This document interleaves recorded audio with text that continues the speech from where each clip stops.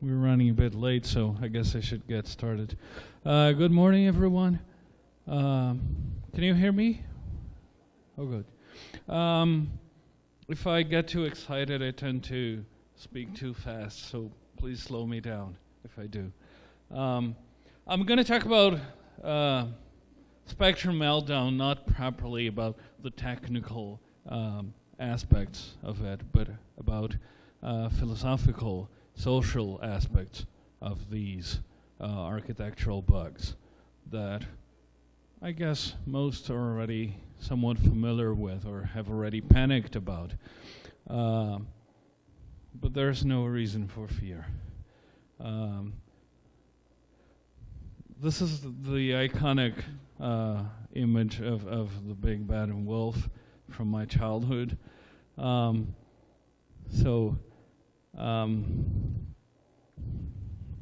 I don't believe in copyright very much. So the speech is available under Creative Commons 4.0, yeah, and the slides are available, but not the images. So if you're going to reuse that, don't assume that you can just reuse stuff like I do.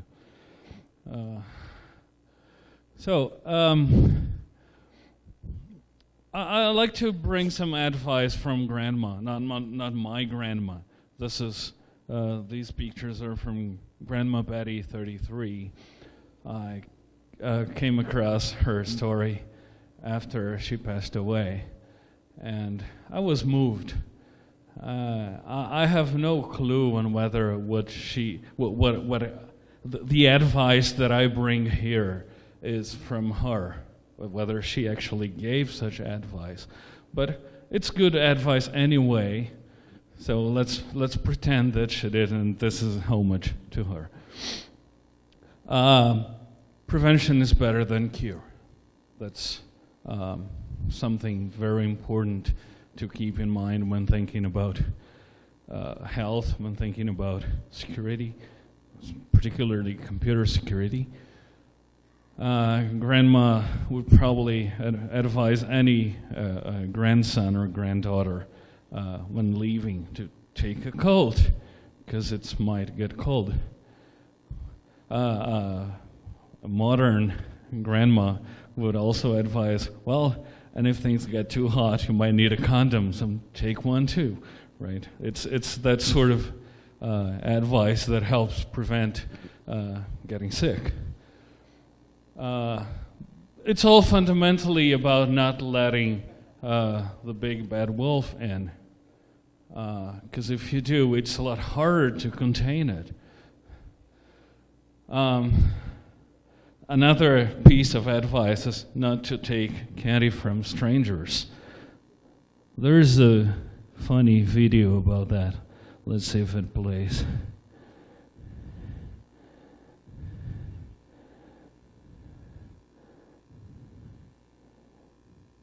It will.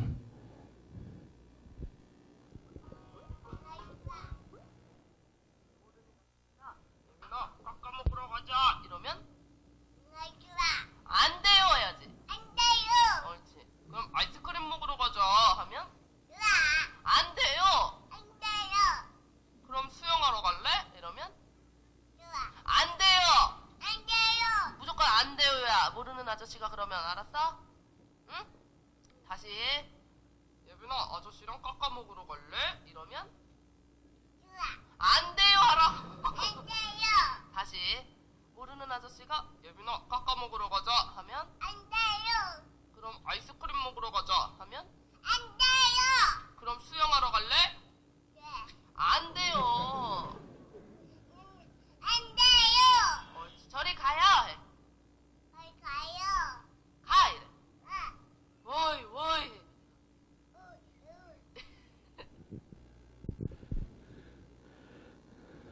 So cute. But see, it's hard. It's really hard to say no when you want something, but you know it's not good for you. Well, sometimes you don't know. But when you do, even when you do, it's hard.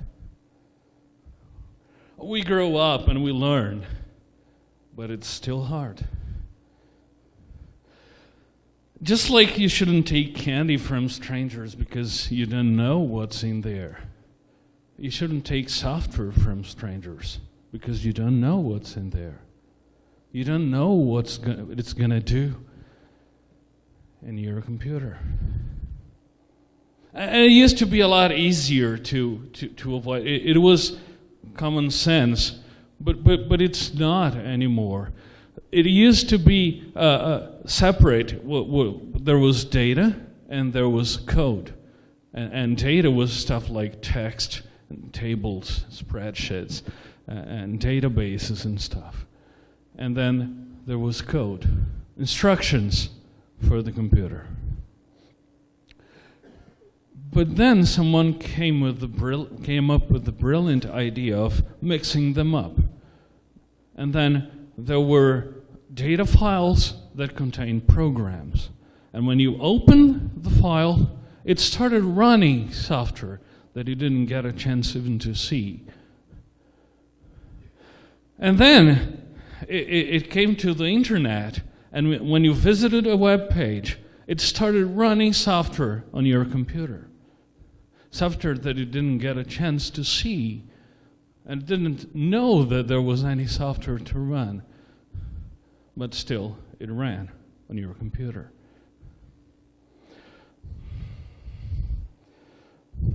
That's exactly like going about taking whatever candy strangers offered to you or sent to you by mail or whatever. It's very dangerous.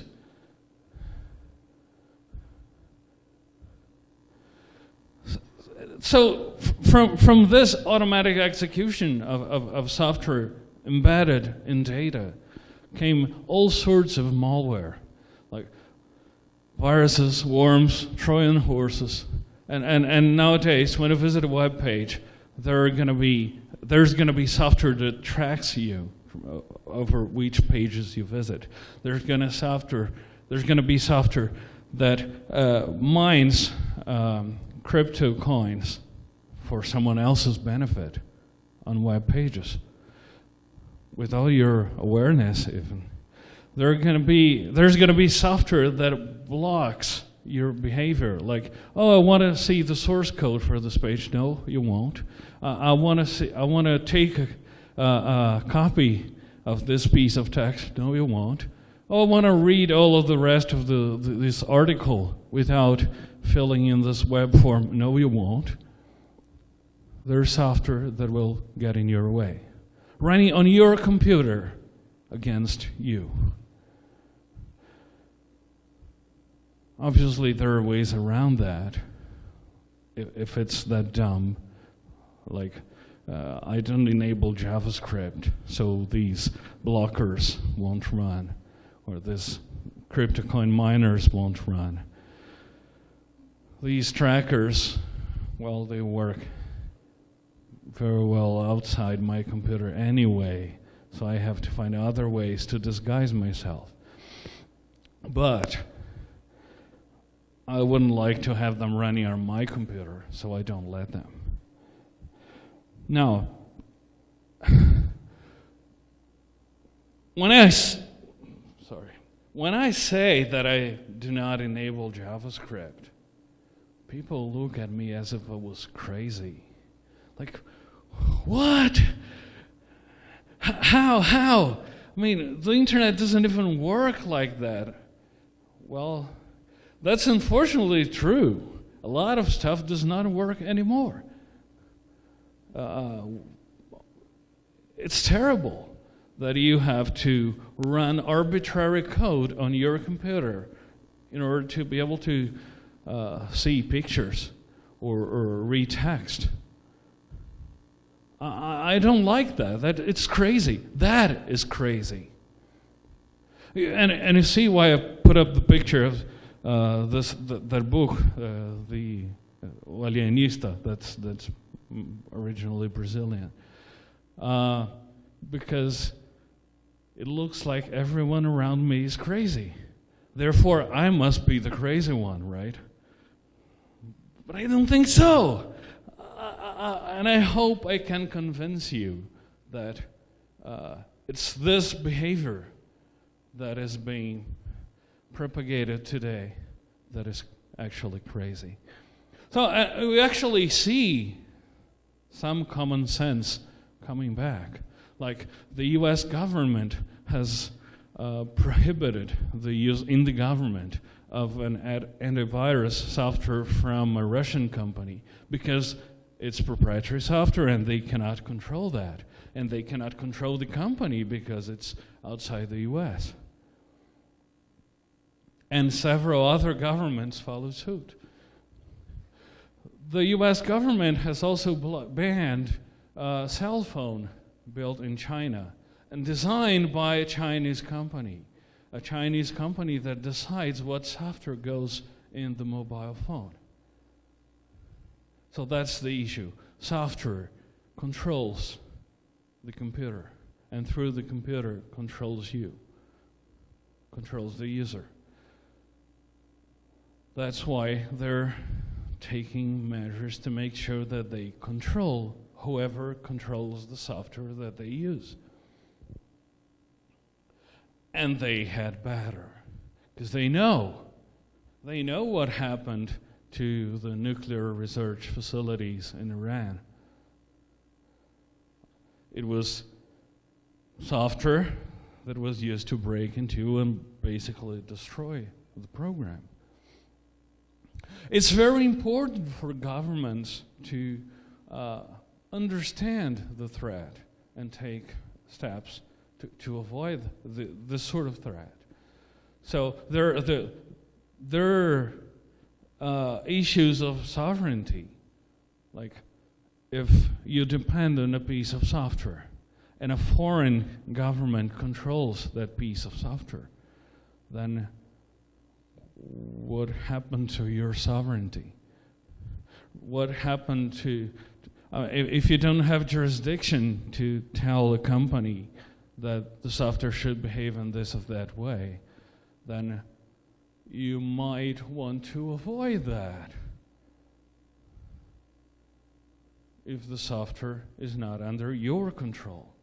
I mean, generally, if you cannot control the software, then it is a problem.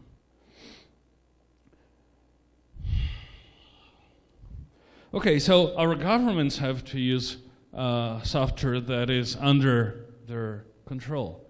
Our armed forces, that's very important. Consider that Argentina bought missiles from France, and then they entered war with England. But England was allied with France through NATO. So the missiles did not explode because they recognized that the ships were allied and not enemies. That was a long time ago, but the issue remains. How about our elections? I mean, who controls the software that runs in vote counting machines? In theory, we do in Brazil, not everywhere. That's not enough. We really need printed ballots. But anyway, the point is we have to control the software. Otherwise, it may turn against us. If we don't know what it's doing, if we cannot make it do what we want, it's trouble. And this does not apply only to governments. This applies to every user. If you use software that you cannot control, then the software controls you, and you lose sooner or later. So that's the risk that I'm talking about. Now, Spectre and Meltdown, I won't get into too deep details, but I want to give you an idea of the sort of problem that they bring to exposed users. So if you can read that code, it compares a variable x with a variable n, and if x is less than n, then it will read a piece of memory, take one bit from that piece of memory, and then use that bit to decide which cache line or another piece of memory that is sized like a cache line to access, 0 or 1. Now, in general, you would expect that if x is not less than n, none of that will happen. But what they found out, the researchers that reported these problems, they found out that the computer actually does stuff, and you can tell. That's the key part. You can tell. We have known for a long time that CPUs will speculate execution. They don't just sit idle waiting for the very, very slow memory to respond. So say X is in a register, but N is in memory, and it takes forever for the memory to tell it what the value of N is. So while the CPU waits for the value of N, it will speculate. It'll say, well, what can I do while I'm sitting idle here? And so it figures, oh, this X is compared with N that I don't know. What if I can guess? So let's predict that, let's assume, for the sake of speculation, that X is actually less than N, because it has been for the last 70 million times I went through this test. So let's go ahead and assume and predict that yes, X is less than N, even though it isn't for this one time. So what happens is that it will access a memory location named by X, or M index X. And if X is out of range, this will turn out to be an out-of-range address that could possibly be kernel memory protected from the user. So the user should not be able to access. There are defenses in the machine against that memory protection. But what they found out is that there are ways around that. So even though memory is not accessible, while speculating, it will assume for purposes of, well, let's do stuff while we're idle. And then we check. So it actually reads what's in memory. Say if it's in the cache, that'll be very fast. And then it takes one bit and it uses that to access another piece of memory. 0 or 1, it will access one piece of memory or another. Even though it shouldn't, but it does, because it can. Eventually, it will figure out, oh, wait, that memory was not accessible, so never mind that. Or even, in this case, it will realize that, oh, wait, X is actually greater than N, so I shouldn't have run any of this. But now it's too late. It has already accessed block 0 or block 1, and you can tell. Because when you access what has been recently accessed, it will be in the cache, and it will be very, very fast. Whereas what you did not access recently will not be in the cache and will take forever to bring from memory. So by inspecting what's in the cache, or by timing access to one piece of memory or the other, you can tell which of them was accessed speculatively. And then you can figure out one bit of memory. And then another, and then another. And then you build up a lot of protected memory. Now, I actually turned off the screensaver. Weird. Now, what makes this really scary is that, see, virtual memory does not protect us. the barrier that virtual memory should provide by making memory not accessible to userland melts down. That's where the name comes from. And by speculating, or by doing things speculatively, it can make them cheaper, because the CPU will actually cancel things out without an exception, without a lot of overhead. That's Spectre. Now, what makes this really scary is that even in a virtual machine, you may be able to access memory from the host. Foreshadow NG has been published after I turned in the slides for this speech, but it's basically the same problem, the same issues arise, and the same solutions that I propose work.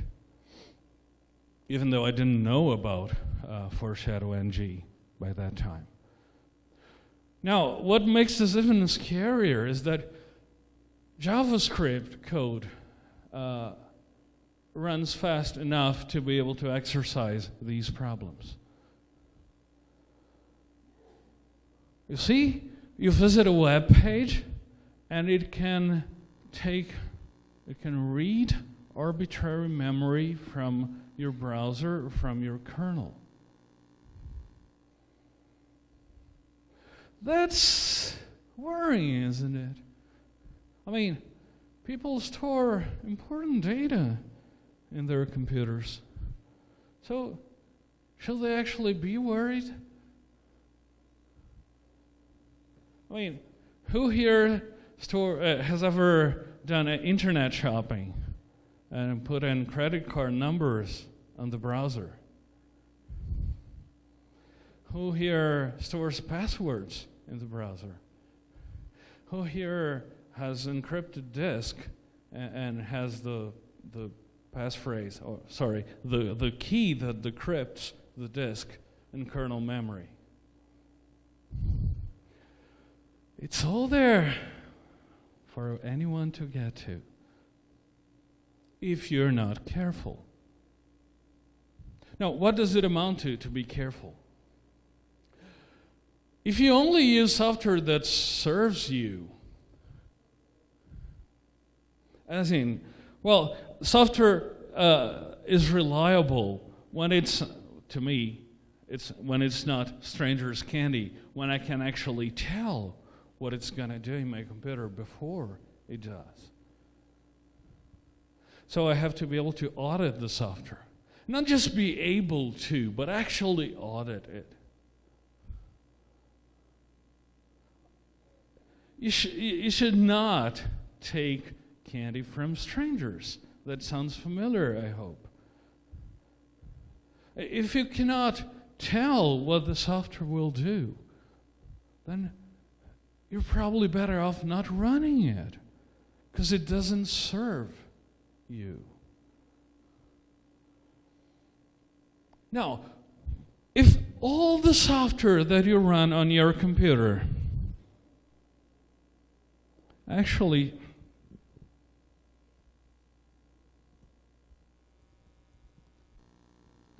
did you see the password?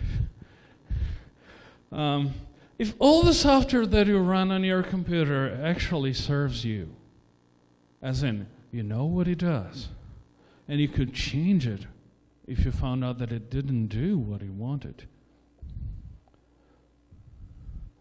then what is the problem if one piece of software that serves you peeks at the data of another piece of software that also serves you? You see, you might as well have changed this one program to transfer the data directly to the program anyway. Why does it matter if all the software that you run serves you?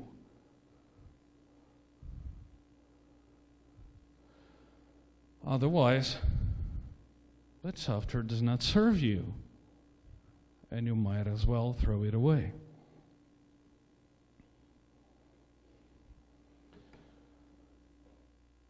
Free software is software that is controlled by the user. It is software that serves the user. It is software that respects essential freedoms. Like you can run it for any purpose. You can study or audit the source code. And if you find that it does not do what you want, then you can adjust it so that it does.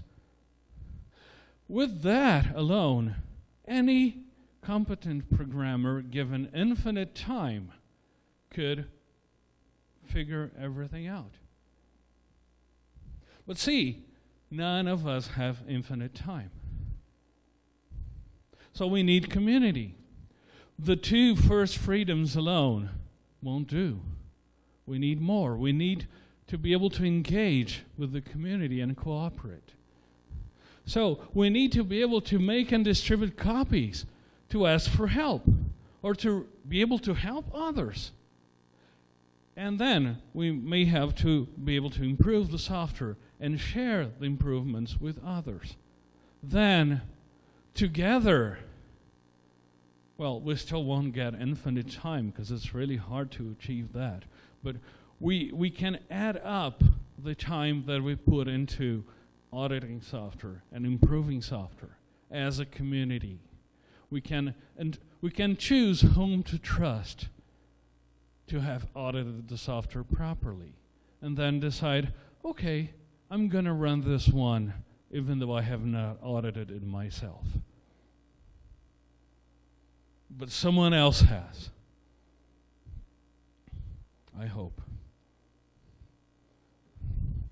So you see, software freedom that started as an issue of human rights, founded on ethics, on morals, on telling what is right from what is wrong, and understanding that it's wrong to deny someone control over their computing because computing is part of one's life. Now it's essential for data security. And it's not just one piece of software that is enough. I mean, you need software freedom on all the software that you use. You need the operating system to be free software. You need all the applications to be free software. Otherwise, your data is at risk. But even that is not enough. You need all the libraries that they use to be free software. Every plugin, every add-on, however you name the extension mechanism, it has to be available for you to audit and modify. Otherwise, you lose. Even software embedded in data, I'm talking about macros, I'm talking about JavaScript, Java, and stuff embedded in web pages. And at the other end of the software stack, you need the drivers to be free software. You need the firmware that controls the peripherals to be free software. Otherwise, it might collect and leak your data. You need the microcode that controls the CPU to be free software. And you can get that with Intel or AMD. Those are fake news. You see, in English, the G in GNU is silent. So those are fake news.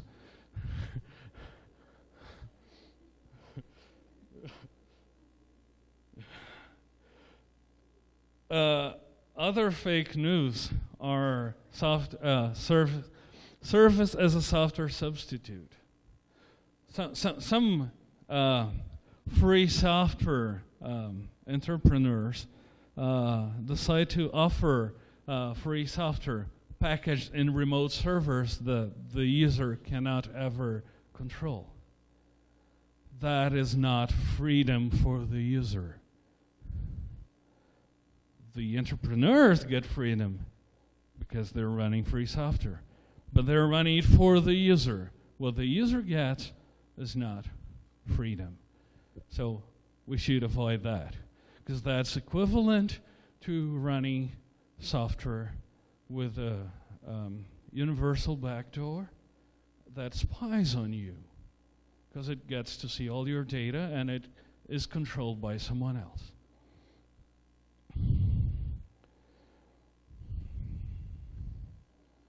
Now, everyone is talking about cloud. There's no cloud. It's just someone else's computers. So remember that. When someone tries to sell you cloud, either say, no thanks, I'm going to use my own computer, or say, oh, okay, I can build my own cloud. Yes, you can. Now, let's compare some computing models that you can use today. You can have your own computer. You go to a web shop or physical shop and you buy a computer and you take it to your office and you set it up and install all free software on it, even the BIOS, install LibreBoot, and then, well, if you install LibreBoot, it will not have Intel Me or PSP, which are spying devices that Intel and AMD put in on every computer sold in the past 8 years or so. And you cannot, well, you can turn it off, but you don't really. It's like telling Google that you don't want it to track your location. So it's there. And if you actually remove that, the computer will spontaneously reboot at 30 minutes or so, randomly. So it's never really off. It's there. But you can use a computer like that, not rebooting. I mean, with these pieces there getting in the way. That's one possibility. Another possibility is for you to have your own computer, but then you hire someone else to host that computer for you, and you take the computer there into their data center, and you still get to control the computer. It's yours, but it's physically located elsewhere. That's okay. I mean, if you trust the provider to not mess with your computing and to provide power and networking, it should be okay. Now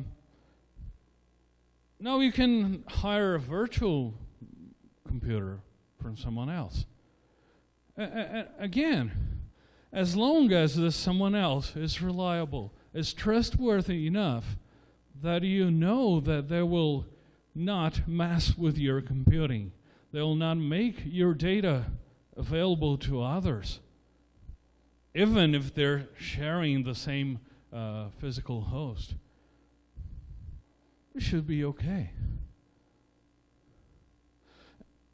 In fact, when you do that, you sort of externalize the risk of these bugs.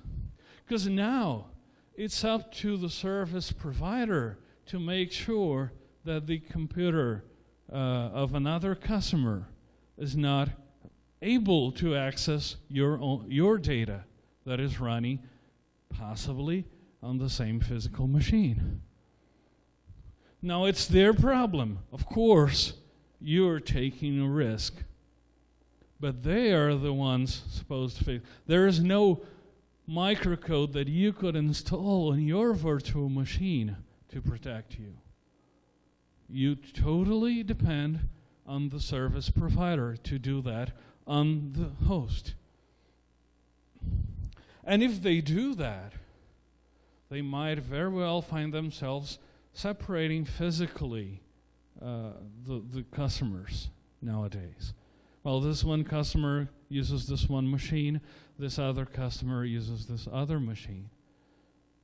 Because they can't really be sure that there won't be more bugs like Spectre, Meltdown, or Foreshadow, or Tailbleed, or whatever that can enable one customer to access the data from the other. So, even though from an ethical perspective, you can believe in independent computations being run in a shared computer, technically, it's grown pretty hard to do that right. I'm sorry. This is embarrassing. So that's the reason this difficulty is the reason why there was so much panic among cloud providers when these bugs came out. Because they are supposed to keep data from customers separate. And that got a lot harder. Now, you should not assume that just because you only run free software, you're all secure. Freedom does not guarantee security. It is not enough, but it is a necessary ingredient. Security requires freedom. Because if you don't have freedom, then, well, someone else controls your computation. And this someone else will use the control of your computation to control you. And that's a problem. What freedom brings us is the ability to defend ourselves. We're not helpless as proprietary software users are. We can actually look at the source code and fix stuff. We can actually see when there is one of these exploits. If someone tries to contribute to a free software project, an exploit for one of these problems, it is easy to tell, because the computation is large and complex enough. I mean, not the piece that I showed you, but the timing and the checking which of the cache lines is available. This sort of stuff will have nothing to do with the actual goal of the program. So any reviewer will look at that and say, no, I don't think so. So there's one of our defenses.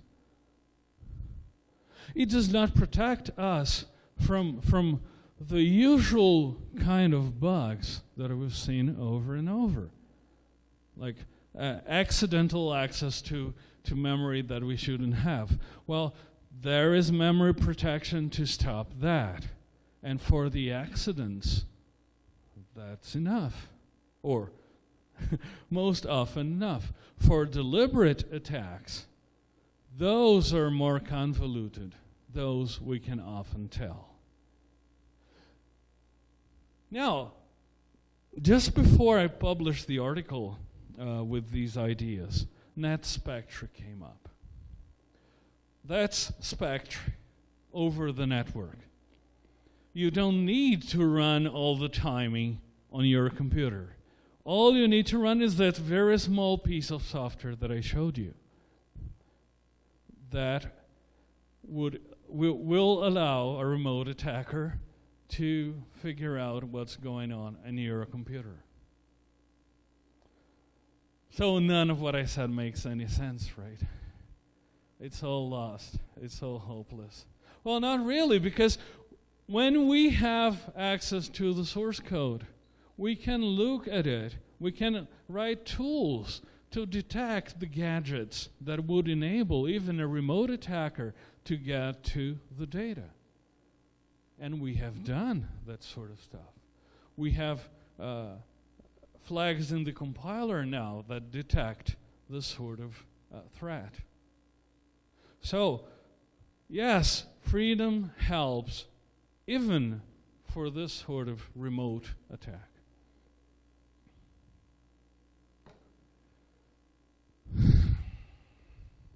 What can we do about this web of execution? I mean, you visit a web page, it starts running Flash or JavaScript or Java or I don't know what else.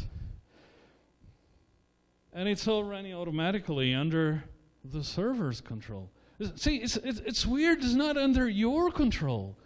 It's someone else that decides what's going to run on your computer. Well, what can we do to regain our control? You can install GNU Libre.js. That is a plugin for IceCat that it's actually built into IceCat, but you can install it separately, that will by default block any JavaScript that is not trivial or free software. So if it has a license tag that says this is free software, it'll let it run. I'll get back to that in a moment. If it's really simple, really trivial, then it will let it run. Otherwise, it'll get blocked, and then you get a chance to inspect it. And that's an important part. You actually get to see before letting it run. I mentioned, I'll get back to that. The fact that a piece of JavaScript software is free software does not make itself to run. That's why I also recommend NoScript. NoScript blocks everything. And still you can tell, I want to run this piece or this other piece after you inspect it, after you audit it. Then you allow it to run. GreaseMonkey is another extension that allows you to modify a web page before or while it's shown to you. So if it contains JavaScript, you can say, oh, no, I don't want to run this version of jQuery. I want to use this other version that I'm slightly modified. So we can do that. Oh, I don't want to run this piece of JavaScript that will mine cryptocurrencies on my computer, so we can disable that. You can do that sort of stuff. It's not easy to do, but it's possible to do. Now, we should make it easy somehow. We should make it easy for users to audit stuff, to adapt stuff, to select which version of pieces of code they want to run. Ultimately, we want control to be in the hands of the user. Otherwise, it should not run on the user's computer. And then I was talking, actually I showed the article draft to a colleague that was very deeply involved in Spectre Meltdown mitigations. And he read it quickly and responded, nah, this is nonsense. The moment you access a web page, you lost. I said, exactly. That's exactly the problem. The moment you get any non-free program, any program that is not under your control into your computer, you lost. This is not a coincidence. This is exactly the root of the problem. So that's what we have to fight. Now, one of the problems that we face is that a lot of the mitigations involve installing non-free microcode. Even this week, Intel released new microcode with a license that prohibited publishing results of benchmarks. Well, I earn my living as a compiler engineer. I object to that. And they're fixing that, I'm told. But I do not want to be exposed to this sort of risk. That someday an update that is mandatory will require me to give up essential rights. Now, we don't have to go that far. Have you ever heard of any piece of proprietary software that, when updated, removes a feature that people liked? No, this never happens, right?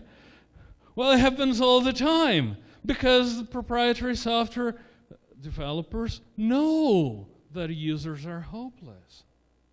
They can abuse the users as much as they want, almost. as long as there's no competition or viable competition. So what do these updates bring us? These microcode updates to mitigate Spectre and Meltdown and Foreshadow. They make computing slower, a lot slower in some cases. Why should you incur those costs if you have a free alternative? And free has two different meanings in this case.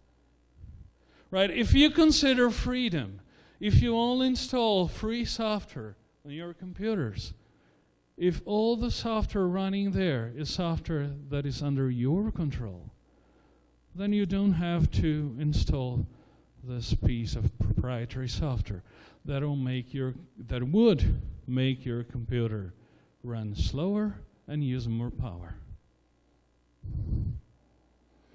Besides, who knows what other problems are there that they already know. They knew about Foreshadow in January.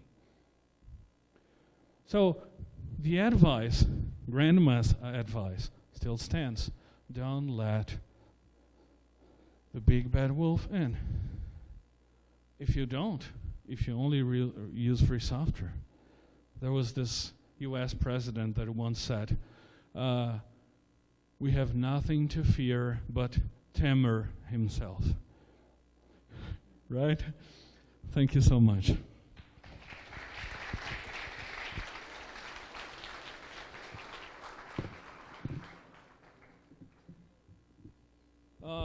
I ran out of time, I'm sorry.